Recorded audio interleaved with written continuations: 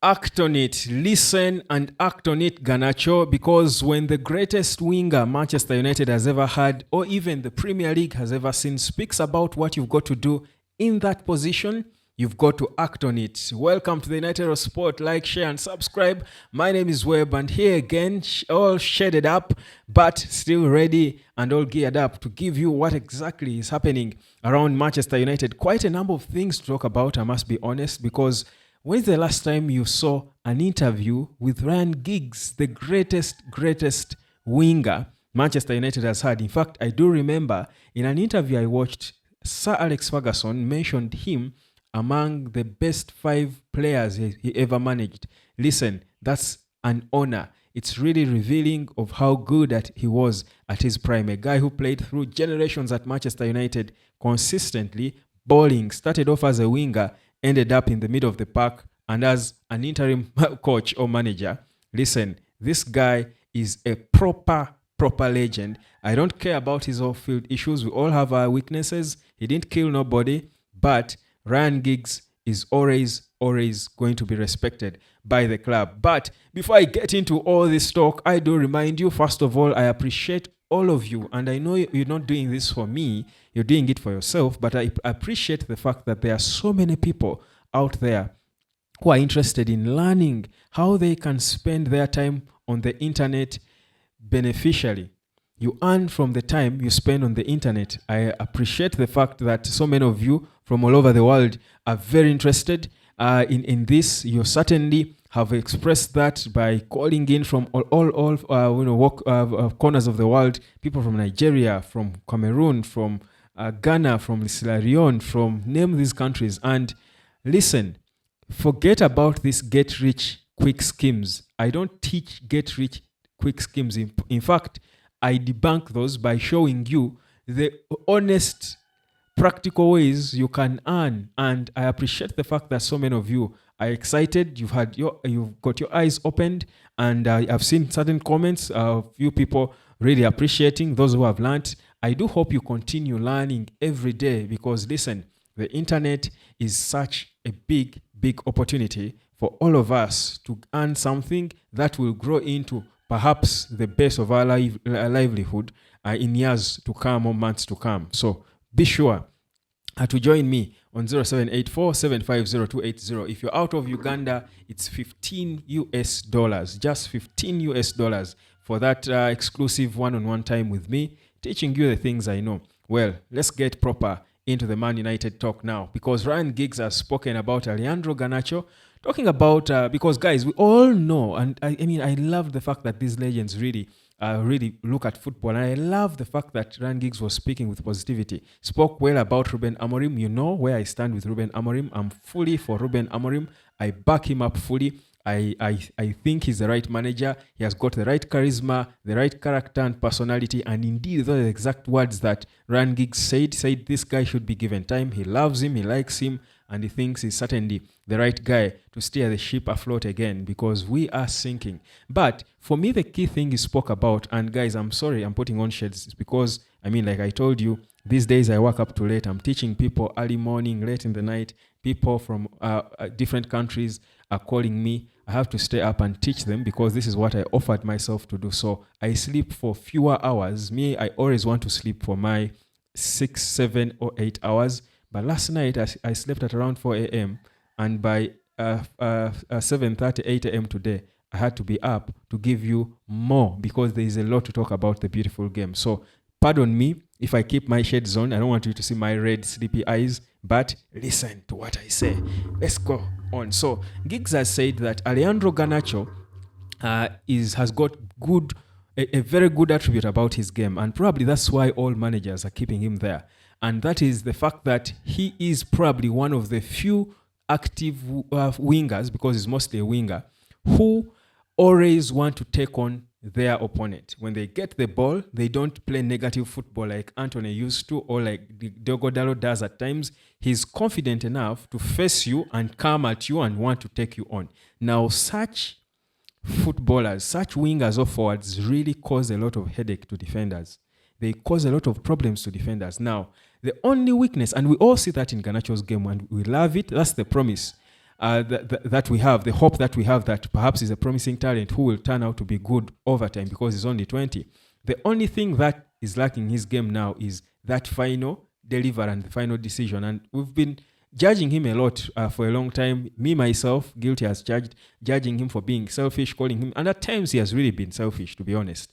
But Giggs explained it as a guy who played that position, which I also played, by the way, but certainly not anywhere close to his level because I was also a winger like Giggs. He was my role model as a kid, but also as a blocking midfield on the left. So Giggsy says, if you're playing as a winger, it's not exactly about you. What you do in terms of the final ball, when you beat this man, because it's okay for you to try and to try to beat an opponent 10 times, and 9 out of 10 you're losing the ball, but beat him for that one time and create a goal or even score it yourself. So he says, keep doing it, and it's good for coaches to encourage players who have got that confidence to keep doing it.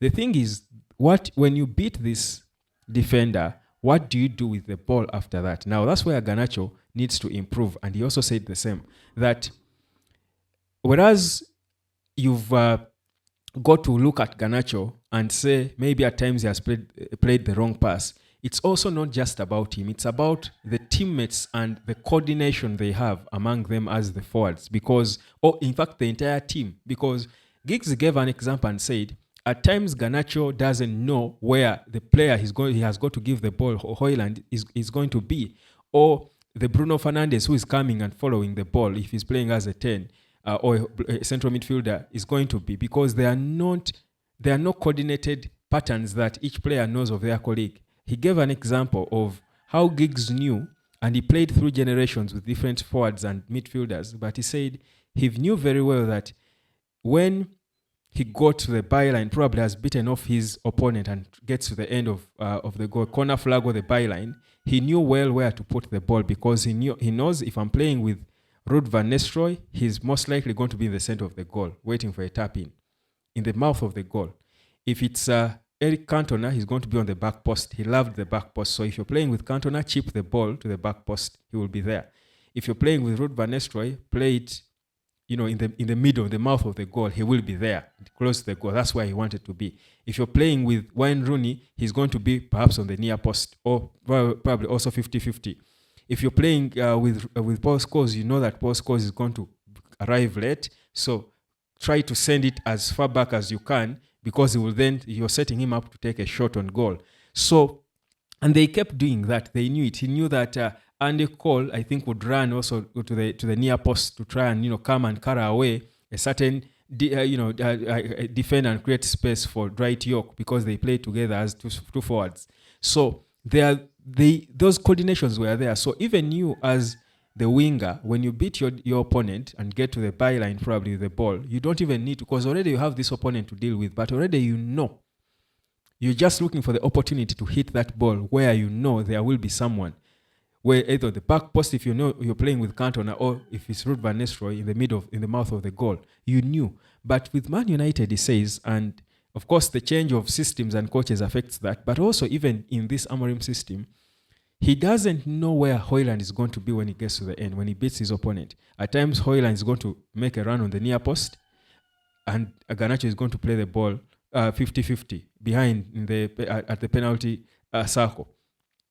Or at times he will stay in the penalty circle, then Garnacho is going to play the ball on the near post, or play it in the mouth of the goal when Højlund is not there. At times, Højlund is going to hide behind the defender. Garnacho is not going to. He's going to think he will be at the near post, puts the ball on the near post, but Højlund is behind the defender, and it doesn't get to Højlund. So the movements and the coordinations, or at times he's going to play a cutback, and there won't be no one to finish the ball, to follow the ball and shoot to go. The Casemiros or the central midfielders will not be there, will have arrived late. So all that matters, and at times it's going to make the person who plays the final pass look bad, but probably it's the whole team that is not coordinated, and there is not an understanding among them or a communication among them to know that whenever you get to this position, this is my run. I will always be here. So try to put the ball here. Do you feel me? And for me, I think that's top analysis from Ryan Giggs, from a player who played that position. So what then has got to be done in that case is to try for a manager like Amorim to now try and help these players work on coordinations so that each one knows where the other player is going to go in which position on the pitch. It will be easier. So we'll have more patterns that are repetitive because they know each other, because everyone has a known style that their colleague knows. I thought it made a lot of sense, and I love to hear it. He, of course, spoke about so many other things, but also the shooting. As an attacker, you need to shoot. Shoot. Ferguson used to tell Ryan Giggs to shoot. Shoot when you can. Shoot. Keep shooting. Don't fear. Don't be afraid to shoot. I saw a bit of it in Patrick Dogu. Garnacho has a bit of it. He shoots. At times his shots are not good, but at least he tries to shoot.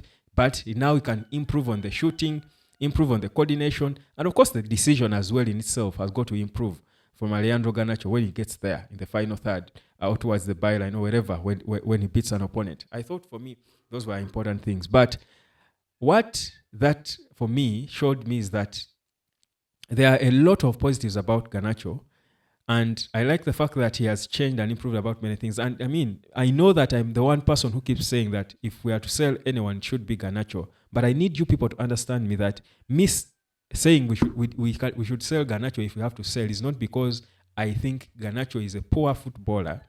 It's because I think Manchester United is in a situation where they must sell a good player that can bring in money. And if they have to do that, that player probably can only be Garnacho. If there is a way they can get the money without selling Garnacho, certainly I'm for that, because he has proved that he can change and improve, and he has improved a lot in so many things. But if we must sell money to finance, Ruben Amorim's transfer window, if we must sell someone to get the money, Garnacho is that person who can be sold. And the world is even not selling, sacrificed. It would be a sacrifice. But sometimes those sacrifices can be made. But I liked what Giggs mentioned about him. And I think for me, it's a positive thing that if Garnacho listens, I think these legends can contribute to these players in this way. Because these players will sit down and watch those interviews. But I remember the interview that Rio Ferdinand had with Lenny Yoro. And I'll tell you from that moment to today, Lenny Yoro has been a different footballer since the Southampton game. Because he trained him. We even don't know what more he taught him off camera. But even on camera, we saw Rio Ferdinand telling this kid how you do not let yourself be exposed like that in 1v1 situations. The same player cannot be getting at you so many times and exposing you like that. It shows that there is someone in front of you who's not doing their part, because as a defender, you should be shielded from these forwards, these attacking forwards, by these midfielders in front of you. So if they're getting at you so often, there's probably a problem somewhere, and you've got you now as the defender who is seeing things from behind to communicate with your teammates and organize the team. Even Ryan Giggs spoke about communication, saying these forwards, the wingers and the forwards and the midfielders need to communicate so that each one knows where they should expect their colleague when a scenario comes up in a game, in a certain game scenario. Those communications create the patterns. And that's what you see, a team in cohesion. And this is a thing we saw well in Manchester United. Beckham, whenever he got the ball, he knew where to find, Ruud van Nistelrooy or Wayne Rooney, because of the communications probably they had during training. This is so important and clearly lacks in the Man United game. Beautiful stuff that Ryan Giggs spoke about, of course. And I think if Garnacho listens to them, they will be quite helpful. But at least from what we see, reports coming in, it is said that Man United might let go or sell Alejandro Garnacho. Painfully and sadly, but something has got to be done if it must be done. You feel me? My name is Webb.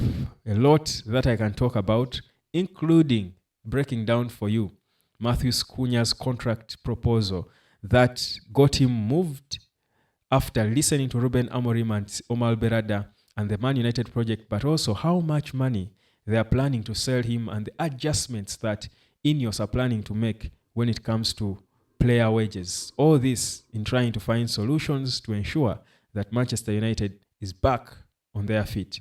All that I'll be telling you later on. All you've got to do is subscribe, like, and share, and of course, trust me to bring it to you. it was to me a very, very good opportunity to look at Ryan Giggsy, a legend of the beautiful club. My name is Webb. Guys, I'm waiting for you from wherever you are. +256 784, that's the number in yellow and black, 750280. 256 784 750280. Book your time with me and learn how to earn money from the internet. Peace, love, and harmony.